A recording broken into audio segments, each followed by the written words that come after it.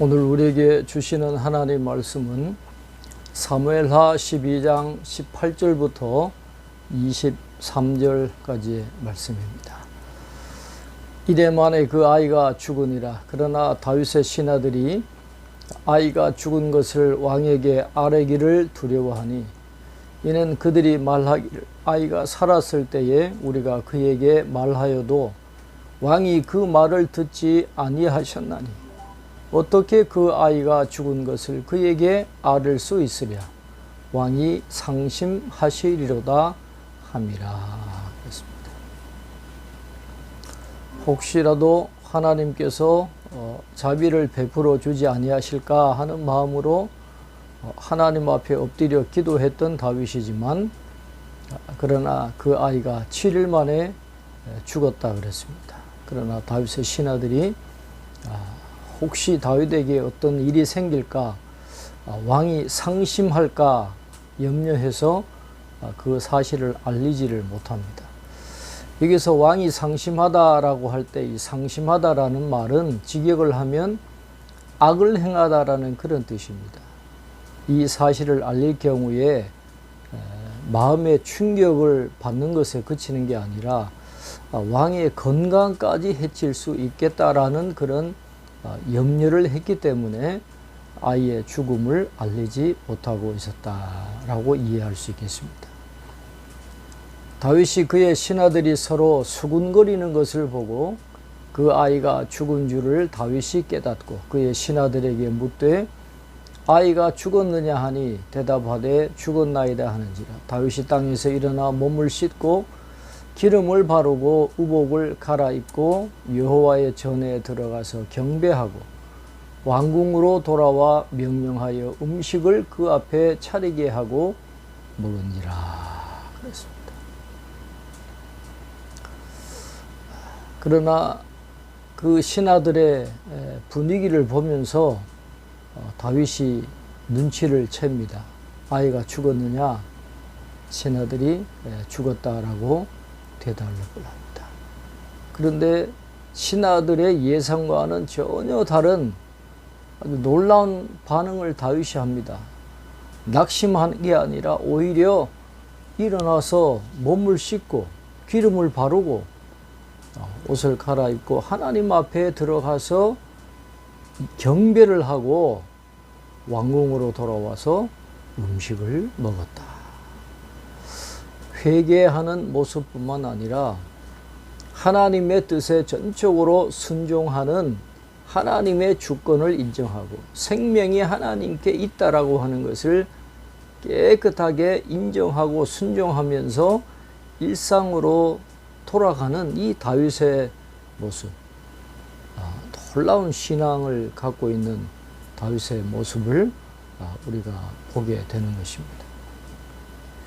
그의 신하들이 그에게 이르되 아이가 살았을 때에는 그를 위하여 금식하고 우시더니 죽은 후에는 일어나서 잡수시니 이 일이 어찌 됨이니까 하니 이르되 아이가 살았을 때에 내가 금식하고 운 것은 혹시 여호와께서 나를 불쌍히 여기사 아이를 살려주실는지 누가 알까 생각함 이거니와. 그랬습니다. 그래서 신하들이 아니 아이가 살았을 때에는 금식하고 우시던 분이 아이가 죽었다는 말은 듣고는 어떻게 그럴 수 있냐라고 물으니까 이야기합니다.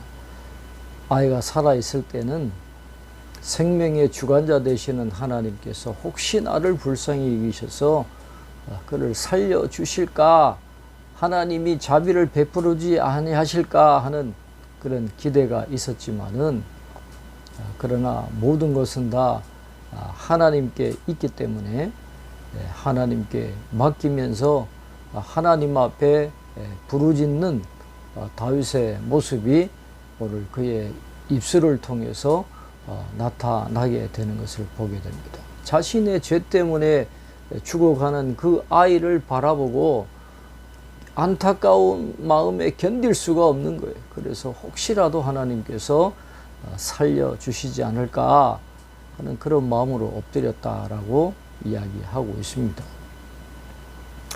지금은 죽었으니 내가 어찌 금식하랴? 내가 다시 돌아오게 할 수 있느냐? 나는 그에게로 가려니와 그는 내게로 돌아오지 아니하리라 하니라. 그렇습니다. 혹시라도 아이가 살아있을 때는 하나님께서 살려주지 아니하실까 일말의 가능성이라도 있다면 그 가능성을 보고 하나님 앞에 기도했겠지만은 지금은 죽었지 않느냐. 그것이 하나님의 뜻이라면 내가 어떻게 더 이상 매달릴 수 있겠느냐 하는 그런 말을 하고 있습니다. 그러면서 내가 다시 돌아오게 할 수 있느냐? 나는 그에게로 가려니와 그는 내게로 돌아오지 아니하리라 하니라 그랬습니다.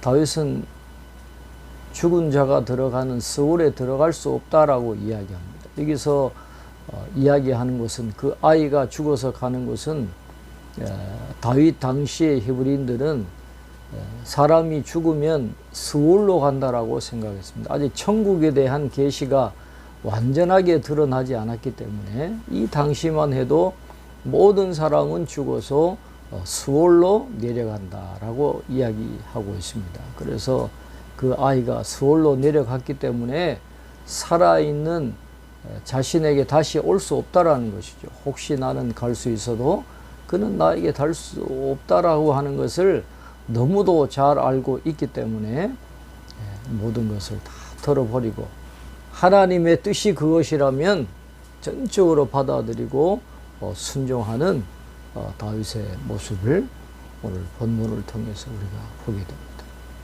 오늘 본문을 통해서 우리가 깨달아야 할 것은 죄책은 용서받을 수 있지만 죄의 결과는 피할 수 없다라는 것이죠. 그러면 하나님의 주권을 의지하고 하나님께 뜻에 순종하면서 그걸 회피하지 않고 잘 인내하고 믿음으로 견뎌내야 한다라고 하는 것을 다윗이 우리에게 보여주고 있습니다. 이 다윗의 놀라운 신앙 우리도 본받기를 바라고 하나님의 뜻에 전적으로 순종하면서 나아갈 수 있는 저와 여러분 될 수 있기를 바랍니다. 기도하겠습니다. 하나님 아버지, 오늘 다윗의 신앙의 모습을 통해서 오늘 이 시대의 모든 성도들에게 주시는 하나님의 귀한 메시지를 깨닫게 해 주시니 감사합니다. 죄의 결과는 피할 수가 없다라고 했습니다. 다윗이 지은 죄의 결과로 밧세바가 낳은 아이가 7일 만에 죽게 되었다라는 것을 오늘 성경은 말씀하고 있습니다. 우리의 모든 죄를 용서해 주시는 하나님, 그 용서로 말미암아 죄책은 사라지지만은 죄의 결과는 피할 수 없다라는 사실을 다시 한번 깨닫게 해 주셨사오니 죄를 범하지 않도록 우리의 육체를 불의의 무기로 버리지 않도록 깨어있게 하시고 하나님 앞에서 신실한 믿음의 삶을 살아갈 수 있는 저희들 다 되게 도와주시고 하나님의 뜻과 하나님의 주권에 전적으로 순종하며 하나님을 예배하고 일상의 삶을 이어나가는 이 다윗의 모습을 오늘 저희들도 본받게 하셔서 모든 일에 순종하며 또 모든 것이 합력하여 선이 되게 하시는 그 하나님을 신뢰하며 끝까지 믿음의 삶을 살아갈 수 있는 저희가 되게 축복해 주시옵소서. 감사하고 예수님 이름으로 기도하옵나이다. 아멘.